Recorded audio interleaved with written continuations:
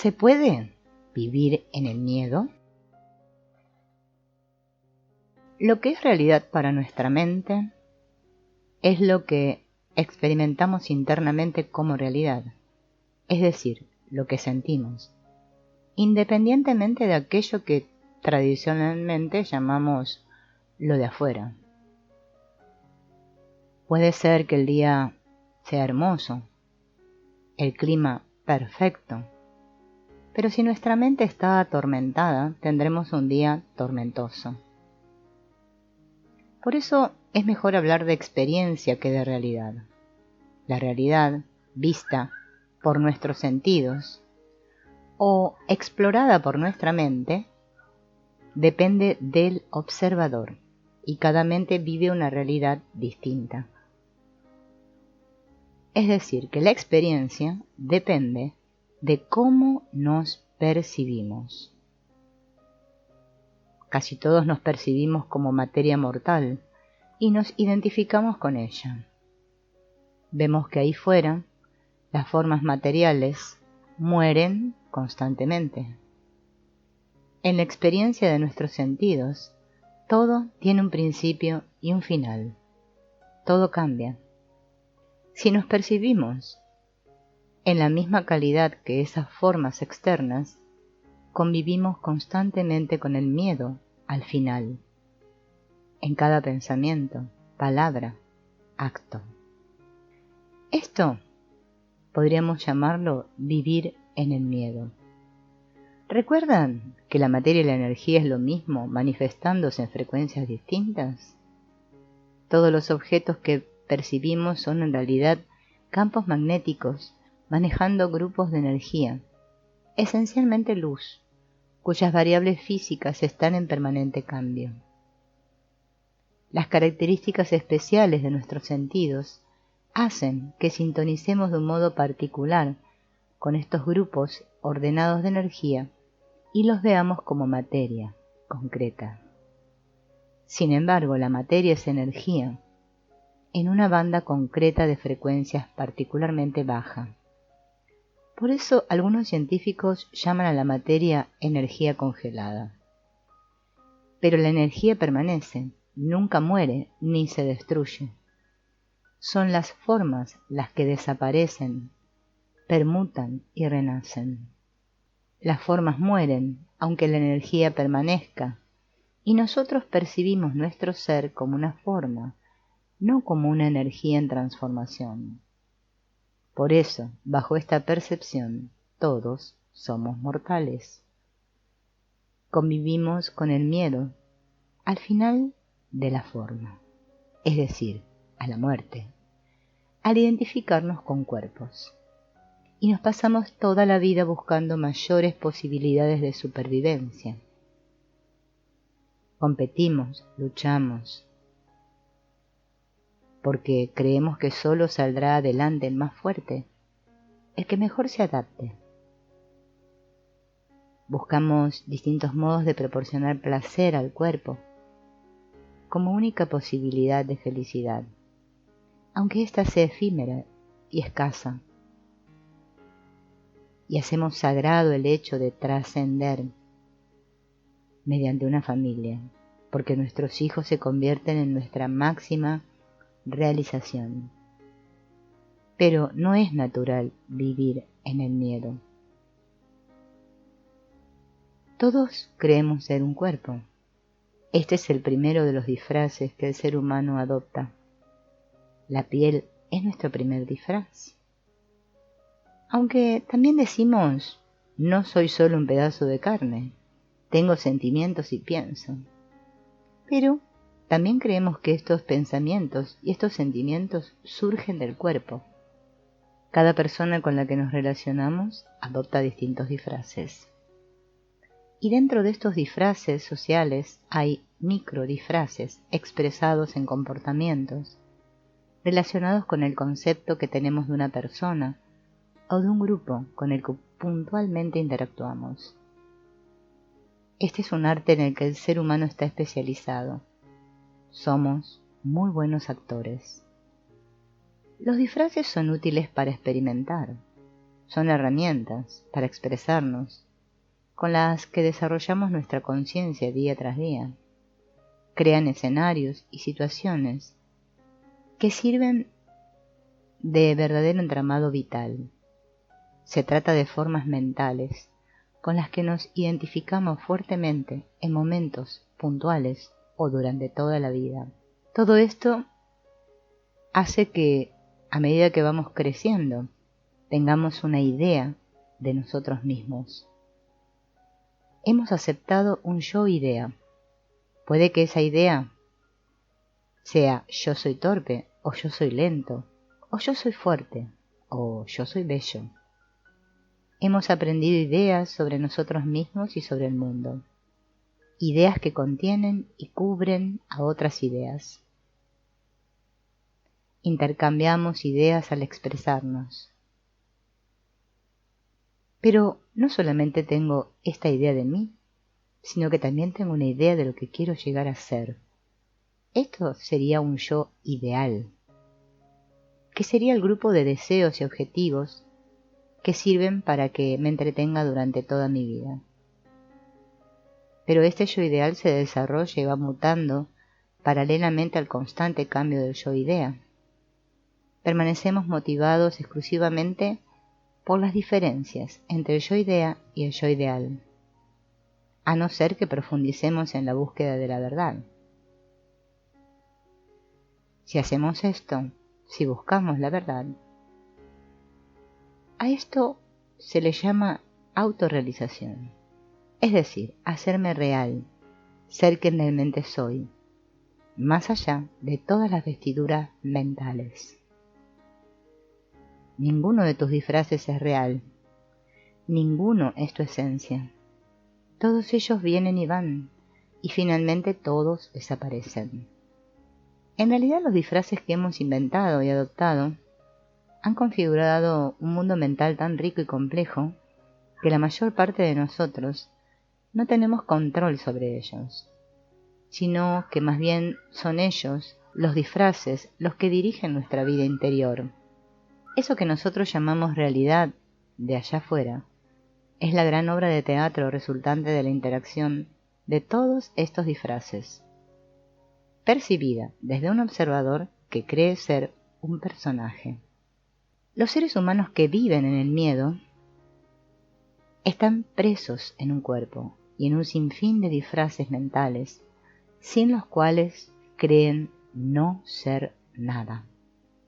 Tanto es así que perder un disfraz es un motivo de duelo y sufrimiento. Es perder una parte de mí. Y esto se refleja cuando nuestra pareja se rompe, cuando perdemos nuestro trabajo o caemos en ruina económica, en cada fracaso, en cada accidente, en cada depresión. ¿Para qué adoptamos un disfraz? Porque queremos tener razón. Tener la razón significa identificarnos con alguna idea a la que consideramos una verdad. Pero la verdad no necesita ser defendida. Sin embargo, normalmente la defensa de la verdad es un asunto muy personal. Juzgamos, condenamos, castigamos a otras personas, diciendo, esto es para que aprendan. Es curioso ver cómo a menudo reducimos lo que un humano es a lo que hace. ¿Qué eres tú? Eres psicólogo. Tú eres músico. En realidad, creemos ser relatos que pasean por el mundo. La identidad construida mediante todos estos disfraces se llama la historia de mi vida. Y vamos por ahí justificando nuestra identidad en una serie de retazos, de recuerdos. Mantenemos una falsa identidad sustentada por nuestro pasado. Pero, ¿qué pasaría si en este instante perdieras la memoria y alguien te preguntara, ¿quién eres? No encontrarías palabras. Sin tu pasado sentirías que no eres nadie, Buscarías en tu pasado tu identidad, pistas para reconstruir tu personaje. Esta identidad es como una historia que nos hemos creído. Todos estamos identificados con nuestro pasado, porque en el presente no tenemos identidad esencial, a no ser que estemos autorrealizados, que ya nos hayamos hecho reales. Pero los seres humanos somos adictos a nuestros disfraces, al miedo y al sufrimiento. Se trata de un hábito, una especie de drogadicción que nos tiene aprisionados y no nos permite tomar el camino más sencillo para dar el salto cuántico definitivo en nuestra conciencia que nos permita descubrir que el otro ser humano, aquel que tenemos enfrente, y yo, somos lo mismo. Nuestra vivencia mental colectiva en el miedo, desde hace muchos años, nos produce lo que se llamó vivir en un ensueño. Es esta conciencia colectiva la que nos hace vivir en el miedo. Pregúntate, ¿qué sientes cuando te dices a ti mismo yo soy amor? ¿Es verdad para ti esta afirmación? ¿Te hace sentir bien? ¿Qué significa para ti decir yo soy amor? Se ha dicho que el amor es la experiencia de Dios en mí. El amor es el sentimiento más alto, pero no es solo eso. Sería mejor decir, el amor produce el sentimiento más alto. El sentimiento de amor no es más que la punta del iceberg. Es el síntoma o la consecuencia de percibir y ser consciente de la realidad del amor. El amor es más que una emoción, más que el placer o el éxtasis y más que el puro sentir. El amor es un concepto tan abstracto e inabarcable para el ser humano que meramente se ha limitado a sentirlo. Finalmente se ha confundido tan vasta idea con su energía perceptible, la emoción amor. Para el amor, la respuesta siempre es sí y sí. El viaje que realiza la conciencia es un viaje de comprensión, de integración de tu verdad y la mía, y más tarde cualquier otra verdad, toda la verdad. La verdad total o última es la suma o la integración de todas las verdades, aunque parezcan contradictorias cuando nos localizamos en distintos puntos de vista. El amor es el motor oculto de la conciencia, cuyo propósito y naturaleza es la verdad total, la unión de todas las mentes en una sola, unificada y pensadora de lo total. El amor es conciencia total, toda la verdad, todo el conocimiento y la sabiduría unidos. Muchas veces se le llama luz, ya que la luz es la manifestación física que nos permite ver todas las cosas. Del mismo modo relacionamos ver con hacernos conscientes. Ciertamente, la que en realidad ve es la conciencia. La mirada pertenece a la mente. Cuando entramos en una habitación y accionamos el interruptor de la luz, de repente vemos cosas que no estaban ahí. De no haberlo hecho, probablemente hubiéramos tropezado con ellas. Habríamos avanzado temerosamente entre lo desconocido y tal vez nos hubiéramos hecho daño. Habría sido más complicado hacer cualquier cosa, ya que no hubiéramos podido conocer el medio en que nos movíamos. Nuestra energía hubiera estado enfocada en gran medida en protegernos. Así funciona la mente temor o miedo. Es una mente desprotegida en su separación y vulnerable. No tiene luz para ver. Solo el amor arroja luz sobre los hechos, deshace los engaños y desea ir hasta el fondo de la verdad. El amor te invita a ver la vida tal como es, no como te gustaría que fuera, o como hubieras imaginado que fuera. ni cómo te conviene para tu mayor comodidad o para mantener este o aquel disfraz.